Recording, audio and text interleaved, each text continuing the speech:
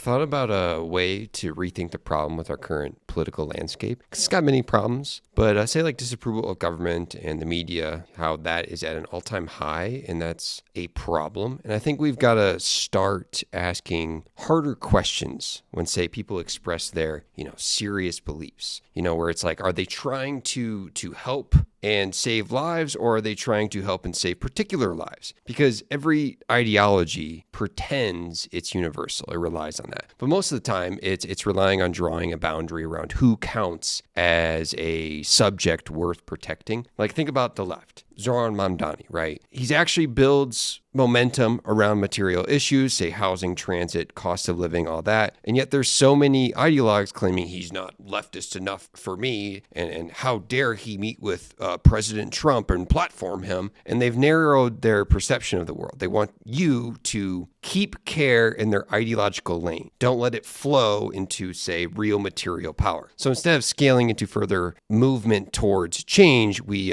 fragment yet again into purity test. We route desire into these kind of abstract discourse, or instead of, grounded paths for change in reality or the material world. So the right does the same thing, though. They build massive emotional energy around identity grievance, immigration, culture war, and like the real America, but never let that outrage touch, say, like the billionaire class, draining their towns. Their care gets channeled into protecting an imaginary community while leaving the actual structures of, say, extraction untouched. And Deleuze talks about this, where he talks about this, where politics becomes a machine that channels care into kind of these narrow flows of desire, attention, care, resources, shame, guilt, outrage. Look at like how social media algorithms, how they work. We witness how it distracts and directs those flows. They don't really wander freely. They become cut, redirected, and contained. And both sides are trapped in this kind of like weird segmented flows.